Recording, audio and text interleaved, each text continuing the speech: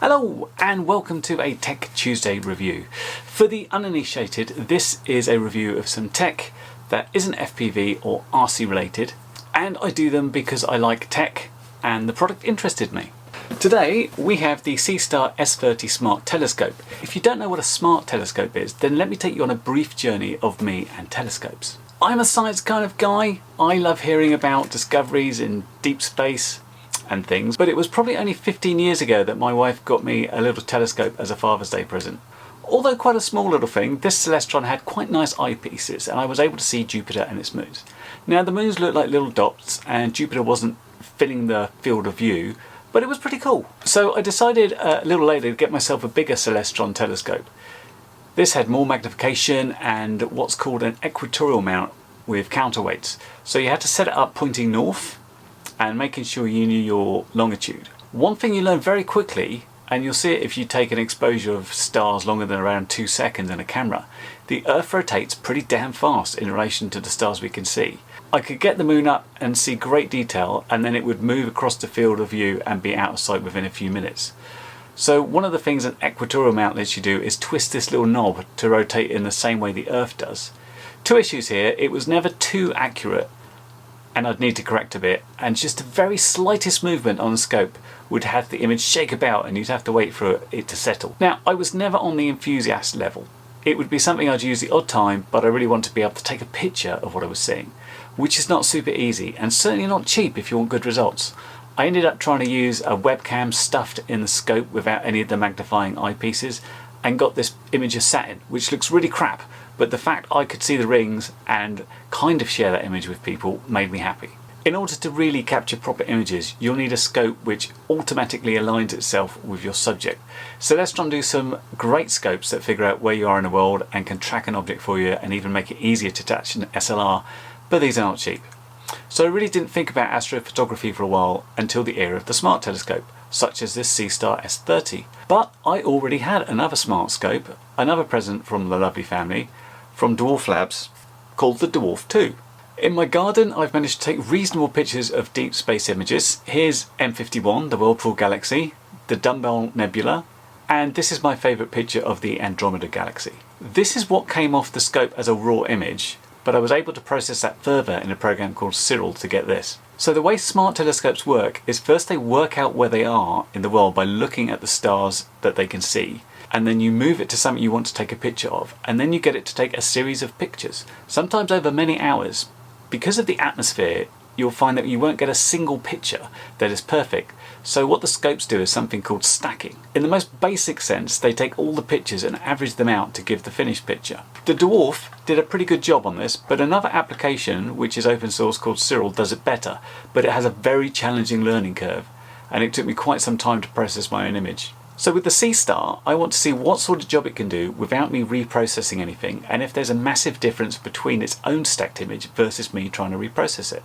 These scopes don't have a massive magnification, which means they aren't really suited for looking at planets. You'll see stuff like the moon in decent detail, but Jupiter and Saturn will look pretty tiny. These are excellent at deep space objects, things that are so far away they are completely invisible to naked eye, or if they are, they're barely a blur. So if you like looking at galaxies, nebulas and star clusters, then this might be for you. But first off, let's take a look what's in the box. Okay, let's see exactly what's in here. I'm not expecting an awful lot. One of them, and one of them, I think, and hopefully some sort of instructions, or that might be online. And opening up, it's got some instructions on the box about things. Opening up here, bit of packaging, a sticker sheet, ooh. And it looks like it's all in this one carry case here, which is really nice. Because what you want with these things is be able to take the whole lot around very easily, and if it all fits in here, all good. There is a handle, and yeah, pretty much as thought. There's some silica gel not to eat. There's this little miniature tripod. There's bits of fluff on it from somewhere, so let's just stand this up. It's come out nice and wide, so you don't have to worry about them falling over. It's vaguely reminiscent from the the little things out of Portal. In this little bag we've got a USB cable, I presume that's for charging, and in the other side of the bag we've got some sort of lens attachment, and we've got a quick start guide which I'm going to look over quickly. So the only thing you'll need to do on this is charge it via the USB cable. After that, download the app and it's all on the app. So let's get this thing outside and see what it can do. Hello, welcome to the outside, and you're probably thinking this is a strange sort of view to look at the stars, and that's because we're not going to look at the stars. That's for two reasons. Firstly, I can't film this at night, although it's actually reasonably light out here to the naked eye. When I try and film anything, I just get blackness, so that's not really useful. Secondly, we've got another two things this can do. The first is look at scenery, so I thought we'd be looking at some of the trees over there, close up, see if we can find any wildlife. And the other thing is, we've got this solar filter, which is going to allow us to do some solar imaging. The sun is up there, high in the sky, so that'll be interesting. As most of everything takes part in the app, I'll film this and I'll screen record my phone showing how we go through stuff. Okay, first off, let's turn it on. Now it takes a little while before it says ready to connect, but when that happens is when we actually connect with the phone. Powering on, ready to connect. Now I've turned the volume down slightly, but it says we can connect, so we're going to go ahead and do that. It connects first over Bluetooth, and then when it's connected it does so over Wi-Fi.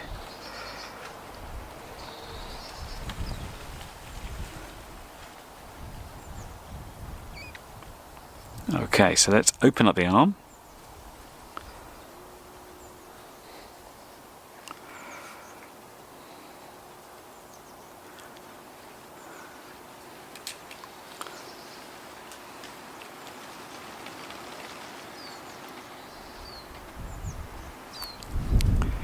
And we can go into scenery mode.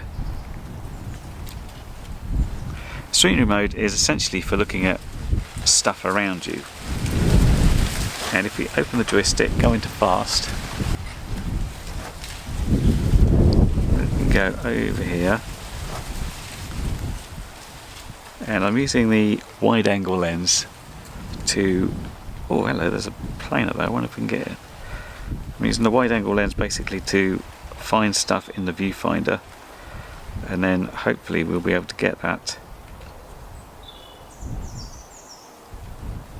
with the zoomed in version.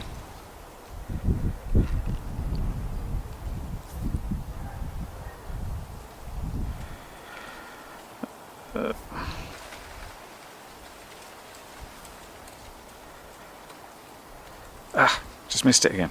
Damn it. It's a clear day and there's a few jets hanging around. So there's one over kind of in the middle.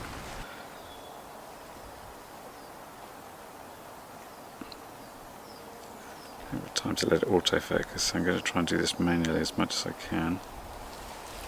I mean, that looks pretty good, I think. No. About to go out of shot again. There.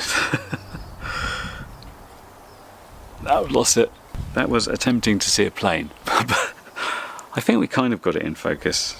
Maybe saw a little bit of it. Anyway, let's if we have a look at some trees over here, see if we can find anything on the trees. One's a little bit further out. So this sort of one out here. So if we try and autofocus on that.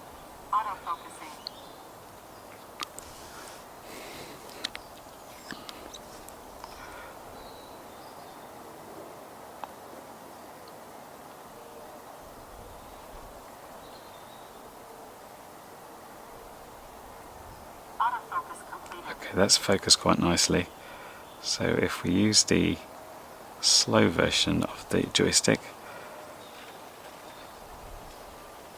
you know, is there any birds roosting in the tree?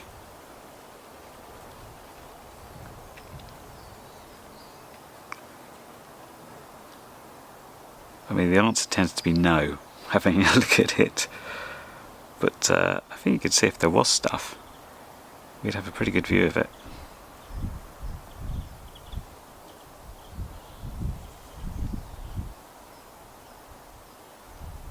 We've got this, I think this is the digital zoom. But we can try and get in closer by doing that 4 times.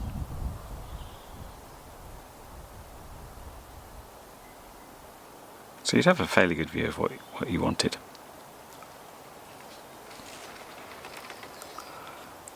But let's break out our solar filter. So this is the solar filter. It literally just pops on magnetically like that. And we can go ahead and attempt to find it, but sometimes it seems to be a little bit vague about it. Oh, hello. Campus deviation is too large. Okay, let's do calibration.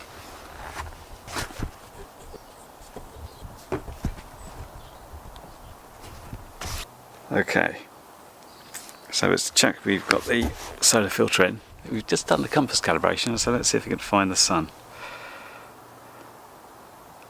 Not too, just missed it. Is it getting it back?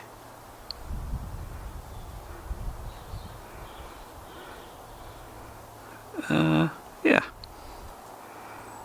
Alright then, so let's close that small window. You can see you've got the sun here. So we'll click this, which means it's going to keep it in the frame. Let's do a autofocus on the sun. Takes a little while. It's a bit frustrating when you can see you say you've gone past it. I just saw it there. Oh my god, you've got it. Stop there. That's it. Yay, it got it. Hey, you can see a lot of the sunspots in great detail there. Again, we can go in a little bit closer. That 2 times is just spot on. And of course we can take like a photo, but the best way of doing it is go to video, make sure that stays in, go to raw. Oh, the wind is blowing the scope a little bit, you can see the sun having a shake. And if we record about 30 seconds of video, what we can do later is stack that video into a single image. Because, you know, we have atmospheric effects, we have clouds running past and stuff like that, so it's quite useful to be able to do this. I hadn't seen that, I looked at it a couple of days ago, I hadn't seen the one on the left there, that great big blotchy one. That looks interesting. That's cool. And again, I'll do a 30-second recording of this 1 times 1 to see if we get any different results there. Okay, that's the sun got. Unfortunately, I wasn't able to track any objects that time, and I couldn't see any wildlife hanging around. But let's get on with the stargazing aspect now. So I'll close this arm up for now. And I'll show you what's been happening at night.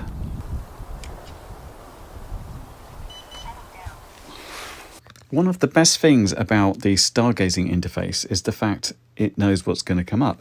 Now, this is during the day, so this is why I'm saying tonight's best. If you're at night, it would say this is the best stuff to see. And we can click on more, and you see we've got several planets, a whole bunch of galaxies. So this is pretty much what I did. I used this to figure out what I wanted to look at and see how it did. There's also a sort of live solar system view. So you can decide what you actually want to look at and then go ahead and point it over there. So here we've got NGC 5640, and I can just hit go to, and it would go to it if it wasn't the fact that it's daytime at the moment. But again, another very handy view, but certainly the telling you what's available and what's going to be best to shoot is very, very useful. It's not to say you can't shoot the stuff you want to shoot, but you will find that a lot of things may not be above the horizon or could be too low to shoot. For example, I've got houses around me, so if something's too low over the horizon, I can't see it. But there's always quite a lot of stuff, and I can generally find something I can point up at. It does mean that, you know, stuff like Andromeda, which I showed before, doesn't mean it's available all the time. It's like things change month by month. So during the few weeks I've been doing this, I've had pretty much the same stuff. But let me show you what that looked like. So my first target was M51, and there is some time it does to actually get ready. It takes, took this time about 5 minutes between doing various horizontal and vertical calibrations, autofocusing, actually finding it and making sure it was in there. It's not like you have to sit out there and watch it. You can be indoors and just leave that outside, but it does take quite a while sometimes. So I will speed this bit up, but just after a few minutes you do get something that started off as a smudge and starts to look like an actual galaxy forming. So I just left this running for 20 minutes or so, and after that 22 minutes we've got a pretty damn good image, and I'm quite impressed with that. But more interestingly, I found out it has the AI denoise thing, and this is very much like a very simple version of using Cyril. It's a simple version, but the results are very good. It pretty much gets rid of all those sort of little speckly things and creates a proper black for you, especially if you mess with the contrast. So this is the image I ended up with. I then went on to shoot M81 over a period of 25 minutes. It's great because you get a bonus galaxy as M82, which is that one underneath, sometimes called the cigar galaxy. And if you have a look, this is my raw image on the left, and you can see where it's had to rotate to keep the galaxy in the centre of the screen. That's where you've got those strange things at the top left and bottom right. And this image on the right hand side is the AI denoised version, which I think looks very good again. And this is M100, a much fainter galaxy, hence why we've had 1 hour 21. And in this case, I don't think the AI denoise has done it any favours. I think it loses detail on the galaxy itself. I think this is one you'd need to leave out for more hours to get as much detail as you can. Okay, and this is M44, also known as the Beehive cluster, an open cluster of stars with the untouched image on the left and the cleaned up one on the right. Now, interestingly, I also had the Dwarf 2 set up doing the same image of the Beehive cluster, and the results are reasonably different. And I couldn't tell you which is best or what I prefer. The Dwarf tends to pick up a lot more stars and they're a lot more bright, and the Seestar tends to get the stars a little smaller but perhaps a little bit more crisper, but it doesn't seem to get as many of them. So yeah, I'm not sure. Different, but both pleasing. And here's the last couple of images I did. Left is the stacked version and right is the AI cleanup. This is M97, better known as the Owl Nebula. And lastly here we've got M109, which is interestingly also called the Vacuum Cleaner Galaxy. With things like this, I'd probably zoom in and frame it slightly differently so you'd get a little bit more of the galaxy, even though it's a little bit blurry. So I noticed this option called Deep Sky Stack, and in order to use it, what you have to make sure you've got is in advanced feature there's Save Each Frame, and that has to be on in order to use it. Now, the only reason you'd want to use it, if I go and select it, it basically selects a bunch of images I can stack, and these are, I see, all individual images that you could stack together.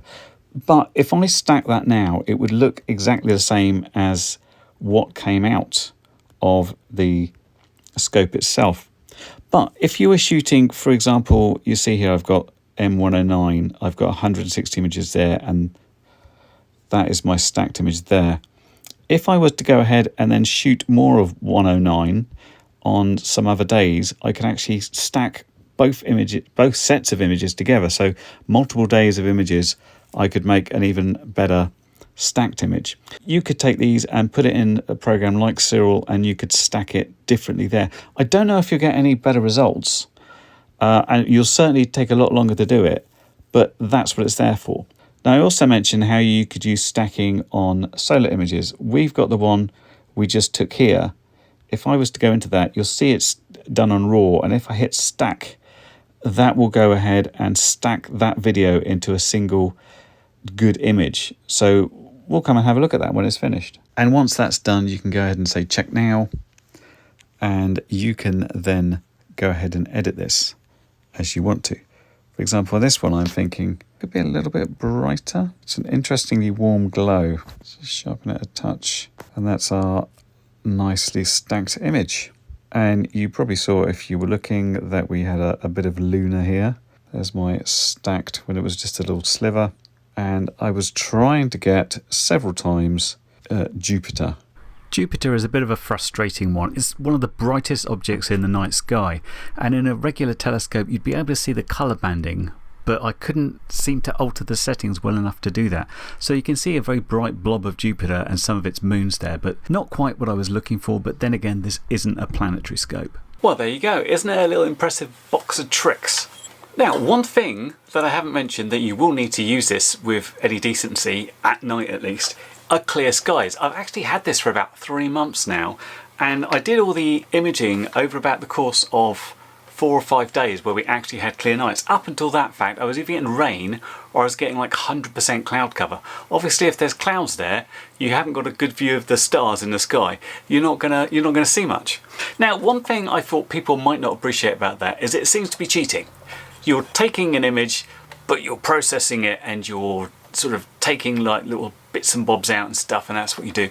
Well, that's true, but it's also true of like 99% of all images you're ever going to see in astrophotography.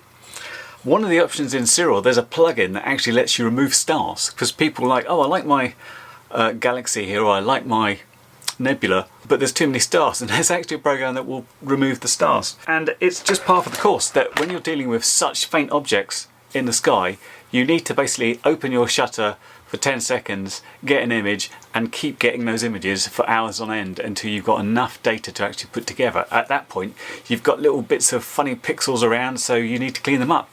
So yeah, it feels like it's cheating, but it's just part of the course in astrophotography. One thing I would say about this, and I love my Dwarf too as well, this makes it much easier to get a clean image. In the Dwarf, the stacked image is pretty good, but in order to get it with any like decency, I had to go and try and learn Serial, which I've now forgotten about. I keep going about how hard it is, but I really found it the most unintuitive, most difficult program in the world to try and use. I'm sure if you get used to it, it's good. But if you're doing things on a more casual basis, i.e. you're just putting this in your garden, leaving it for an hour, and you want to get back to it, then what you don't want to be doing is downloading all these images, shooting a bunch of darks and flats and trying to process it that way over many hours. It's just painful. Just being able to say, oh, that's nice, I'll just do an AI denoise, and that's pretty nice, I like that. So yeah, so if you want to see what's going on in your backyard, and surprisingly, you don't have to have pure dark conditions. The only problem I had was when I was trying to shoot something right next to that street lamp, and that was just blooming light all over the place. So as long as you can sort of shoot up to the sky, even if you're surrounded by houses and you've got a relatively good view, it does have some sort of inbuilt filtering, so it tries to take out like the light pollution around you. You can get some good images. And you'll learn a little bit about the solar system as well, because you'll start thinking, where is Andromeda if it's so damn big? And why isn't it here this time of the month? And you'll find lots of websites that can help you plan things about when you can be shooting stuff, what time of day you might have to get up. There's sometimes some brilliant views of things, but they are just over the horizon at like 3 AM and stuff. So sometimes it's getting up early. This has this plan mode as well, which will let you shoot stuff at a certain schedule, which I didn't look into, but it's there if you need it. Anyway, this has been the Seestar S30, kindly provided by Seestar. Thanks very much to them. And if you're interested in checking out more detail, have a look at the links down below. Hope that Tech Tuesday review's been helpful. I'll catch you next one. Bye for now. Well, you've made it to the end of the video, so thanks once again for watching. If you like what you saw, then please consider subscribing, and if you really like what you saw, then be sure to check out the link to my blog for a variety of ways in which you can help support this channel.